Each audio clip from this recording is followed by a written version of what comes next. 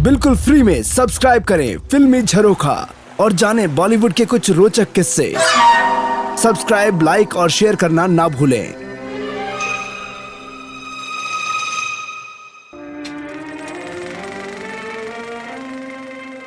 1965 में रिलीज हुई थी गाइड फिल्म। ये फिल्म R.K. नारायण के इंग्लिश नॉवेल पर बनी थी जिसका नाम था the guide.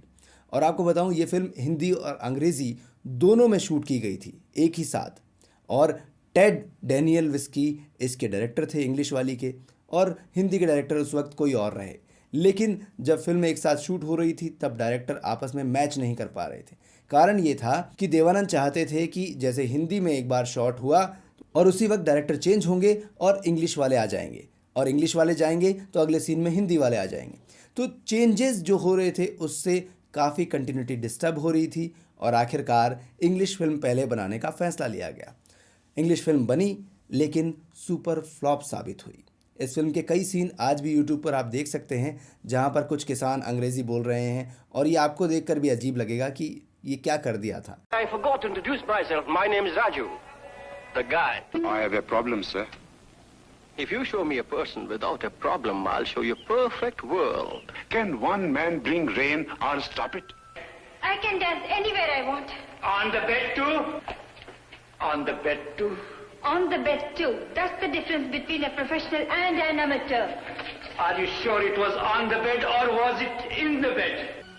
I'll make the world recognize you as the greatest artist of the time. तब इस फिल्म को देखा R.K. नारायण ने, जो कि नॉवेल के राइटर थे द गाइड के।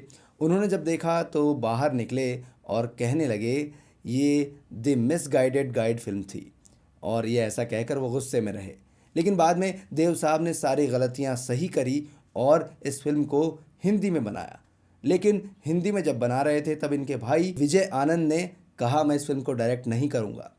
3 बार जाकर उन्होंने रिक्वेस्ट की देव साहब ने, तब जाकर विजय माने, क्योंकि फिल्म की स्टोरी उन्हें कंट्रोवर्शियल लग रही थी। फिल्म में उस वक्त अगर लिविंग रिलेशनशिप के बारे में बताया जा रहा हो तो क्या कोई कैसे कहेगा, ये आप खुद जान सकते हैं। आज भी हम लोग उस चीज़ को सोचते हैं। और कोई ऐसी औरत जिसकी शादी हो गई और वो किसी और के साथ में रह रही हो, ये भी सोचकर उस वक्त ज़माने में समाज में कैसा लोग उसको रिएक्शन देते, ये सब सोचने वाली बात थी। ऐसा सोचकर उन्होंने मना किया था। लेकिन जब फिल्म बनी, प्रीमियर हुआ, पूरा बॉलीवुड वहाँ इकट्ठा हुआ, लेकिन किसी ने उन्हें कॉन्ग्रेचुलेशन नहीं कहा, देव साहब को और उनके भाई को, कि आपने अच्छी फिल्म बनाई। क्योंकि सबको लग रहा था ये इंग्लिश की तरह एक बहुत ही ब्लंडर वाली फिल्म होगी, बहुत कंट्रोवर्सी होगी, लेकिन नहीं हुई। पब्लिक ने बहुत पसंद किया और इस फिल्म ने 7 फिल्म फेयर अवार्ड जीते, साथ ही साथ ऑस्कर में नॉमिनेट हुई। ये था देव साहब का एक यूँ कहें कि दूर तक देखने वाली शक्ति कि भाई ये फिल्म तो बहुत अच्छी चलेगी और लोग पसंद करेंगे।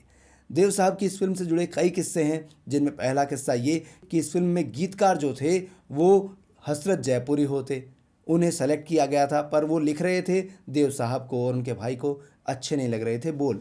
उन्होंने एक गाने की लाइन लिखी थी, दिन ढल जाए, उसके बाद उस गाने को लिखा ही नहीं था। काफ़ी बहस हो गई थी और वो फिल्म से बाहर कर दिए गए।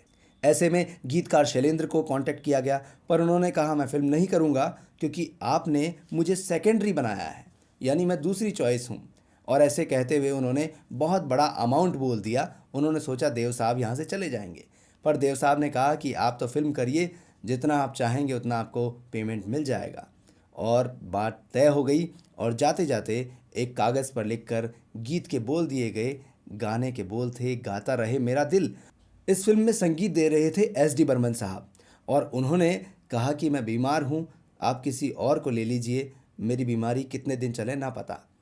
तब देव साहब ने कहा आप हमारे ख़ास दोस्त हैं, आप तो ठीक होकर आइए, फिल्म को म्यूज़िक तो आप ही देंगे। जब वो लौट कर आए ठीक होकर, तब उन्होंने पहला गीत जो रिकॉर्ड किया वो यही था, गाता रहे मेरा दिल, और उसमें हेल्प की थी R.D. बर्मन ने।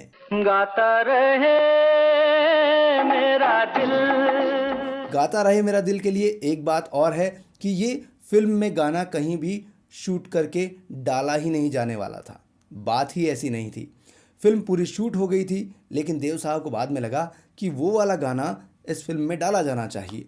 इस गाने की शूटिंग हुई और बाद में जाकर इस गाने को फिल्म में डाला गया और आज भी बड़ा फेमस है गीत गाता रहे मेरा दिल। और ऐसे ही एक गाना था मुँह से छल किए जाए, जिसमें तबला वाला उस वक्त मौजूद नहीं था और R.D. बर्मन को लगा अब क्या किया जाए।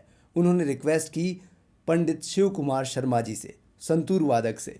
उनसे कहा क्या आप तबला बजा सकते हैं, आपको तबला बजाना आता है मुझे मालूम है। और ऐसे में शिव जी ने उन्हें हेल्प किया, तबला बजाया।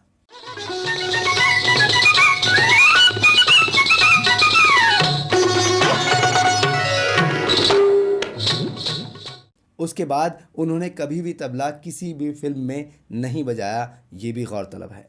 और एक गीत है कांटों से खींच के ये आंचल। ये गाना तो अंतरे से शुरू होता है, मुखड़े से नहीं। ये भी बात गौर करने वाली है। और एक गाना है दे पानी दे छाया दे रे तू रामा मेघ दे, अल्लाह मेघ दे पानी दे। इस गाने को रिक्रिएट करके बाद में शराबी में डाला गया था और बोल थे प्यार दे प्यार दे प्यार दे रे। फिल्मी रोचक किस्सों के लिए देखते रहिए फिल्मी झरोखा। और अगर आप चाहते हैं पूरी बायोग्राफी देखना तो देखिए हमारा दूसरा चैनल बीविका टीवी। लाइक, सब्सक्राइब और शेयर भी करते रहें। अब आज्ञा दीजिए तरुण व्यास को। नमस्कार।